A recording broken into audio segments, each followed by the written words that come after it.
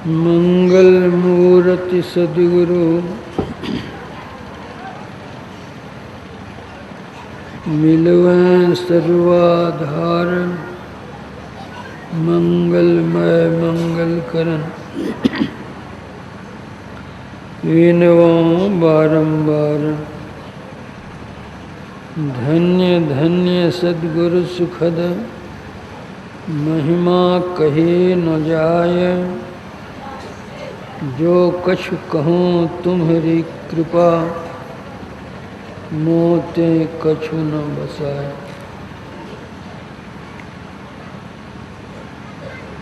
आदरणीय सज्जन वृंद तथा आदरणीय माताओं एवं बहनों,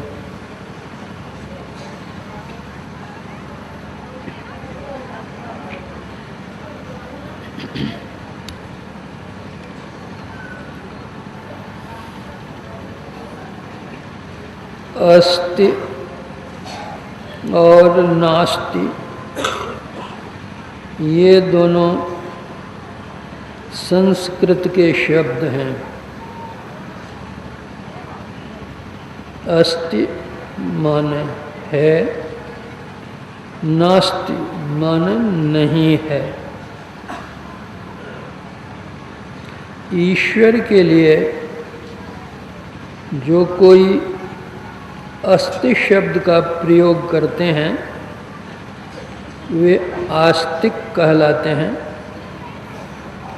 और जो नास्ति शब्द का प्रयोग करते हैं वे नास्तिक कहलाते हैं। ईश्वर है ऐसा विश्वास जिनको है वे आस्तिक कहलाते हैं। जिनको ईश्वर में विश्वास नहीं है वे नास्तिक कहलाते हैं। नास्तिक भी दो तरह के होते हैं, एक अर्ध नास्तिक और दूसरे पूर्ण नास्तिक। अर्ध नास्तिक वे कहलाते हैं जो जीव में विश्वास करते हैं किंतु ब्रह्म में विश्वास नहीं करते। पूर्ण नास्तिक वे हैं जो न तो जीव को मानते हैं और न ईश्वर को मानते हैं। प्रचलन यही है, लोग यही मानते हैं।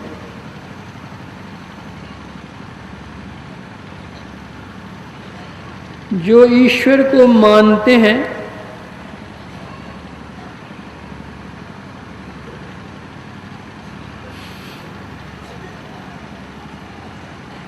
उनमें भी कुछ कमजोरी वह हो जाती है कि कहते तो ईश्वर हैं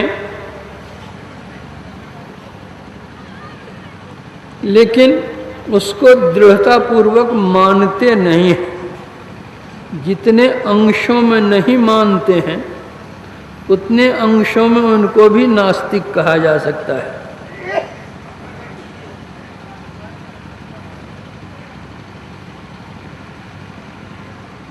जो कहते हैं कि ईश्वर है ही नहीं, उनका तर्क है कि जब हम देखते नहीं हैं ईश्वर को तो फिर हम माने क्यों।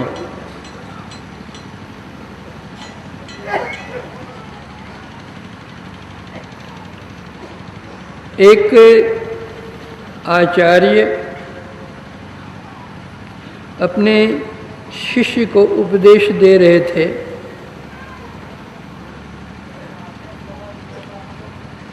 ईश्वर है। शिष्य ने कहा कि गुरुदेव ईश्वर है तो देखते कहाँ हैं? अगर देखते नहीं तो फिर माने हम क्यों? गुरु शिष्य दोनों बटवृक्ष के नीचे बैठे थे। आचार्य ने कहा कि ये बड़ का एक फल ले आओ, बतलाता हूं तुमको। शिष्य ने उस पेड़ का एक फल लाया, आचार्य के सामने रखा। आचार्य ने कहा कि इस फल को तोड़ो, छिलके हटाओ। फल के ऊपर से छिलका हटा दिया गया। आचार्य ने पूछा, छिलके हटाने पर इसके अंदर तुम क्या देखते हो? शिष्य ने कहा कि जो अनेक दाने हैं इसमें। आचार्य ने कहा, उन अनेक दानों में से एक दाना तुम अपने हाथ में लो। शिष्य ने एक दाना निकाल लिया। आचार्य ने कहा, इस दाने को भी तोड़ो। शिष्य ने उस दाने को तोड़ा। आचार्य ने पूछा कि अब क्या देखते हो तुम? तो कहा, अब देखता हूं कि दो दालें हैं इसमें। आचार्य ने पूछा, उन दो दालों के बीच में क्या है?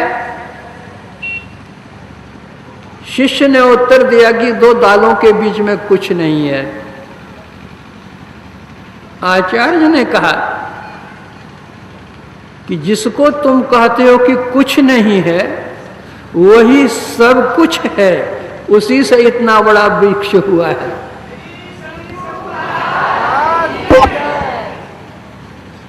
दो दालों को दो जगह तुम रख दो, पेड़ नहीं निकलेगा। ये दो दालें एक साथ हैं और बीच में कुछ नहीं है, उसी से यह पेड़ बन गया है। उसी तरह जिसको तुम कुछ नहीं कहते, उसी से यह सारी सृष्टि हो गई है। वह परमात्मा है। जब तुम किसी एक निर्जन वन में जाओ, एकाएक तुमको वहां एक मूर्ति दिख पड़े, तो तुम्हारे मन में क्या उत्पन्न होगा? क्या विचार उत्पन्न होगा? क्या तुम्हारे मन में यह विचार उत्पन्न नहीं होगा कि इस निर्जन वन में एक मूर्ति कहां से आ गई? कोई न कोई इसका बनाने वाला है।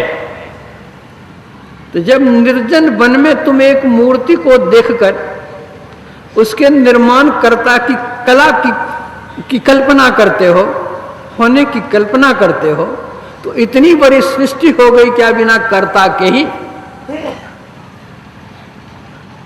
एक मूर्ति को देख करके तुम्हारी विचारधारा बतलाती है कि कोई न कोई इसका निर्माण करता है। तो इस सृष्टि को देख करके तुम्हारे मन में कैसे नहीं हो सकता है कि इसका भी कोई निर्माण करता है? इसका जो निर्माण करता है वही परमात्मा है।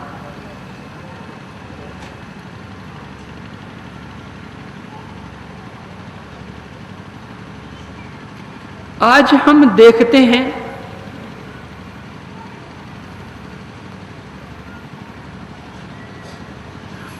विविध प्रकार के यान चलते हैं। उन यानों पर चालक होता है और सुशिक्षित चालक होता है। चाहे कार हो कि ट्रेन हो कि प्लेन हो, उसका चालक होता है। लेकिन फिर भी ऐसा भी सुना जाता है कि आज अमुक जगह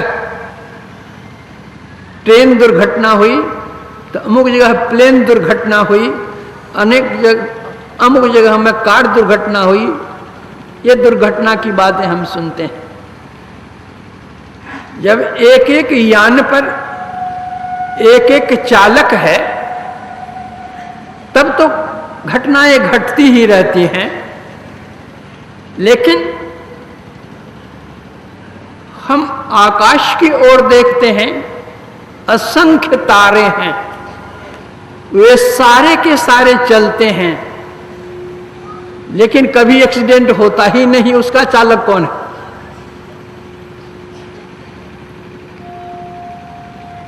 पृथ्वी चलती है, सूर्य चंद्र तारे ये सारे के सारे चलते हैं, फिर भी एक्सीडेंट कभी नहीं होता। क्या इसका कोई चालक नहीं है? वह कितना कुशल चालक है कि कभी एक्सीडेंट होता ही नहीं है। वही परब्रह्म परमात्मा।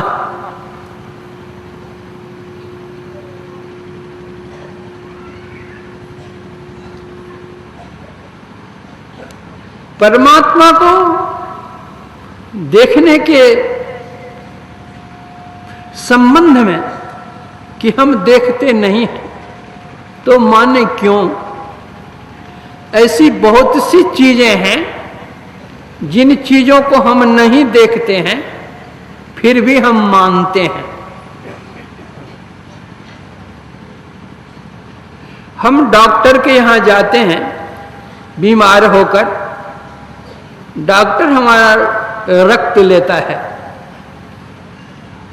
हमारी दृष्टि में वह केवल रक्त है,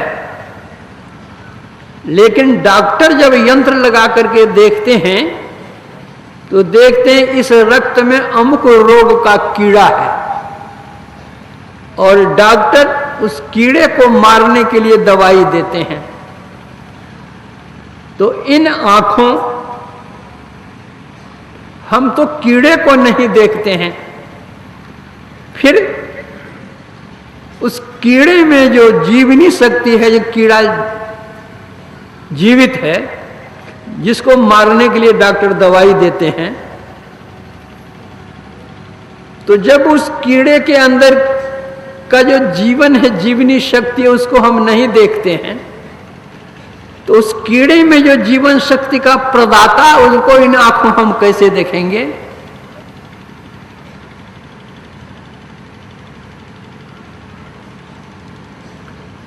बंगाल के एक सुप्रसिद्ध वैज्ञानिक अमेरिका गए थे।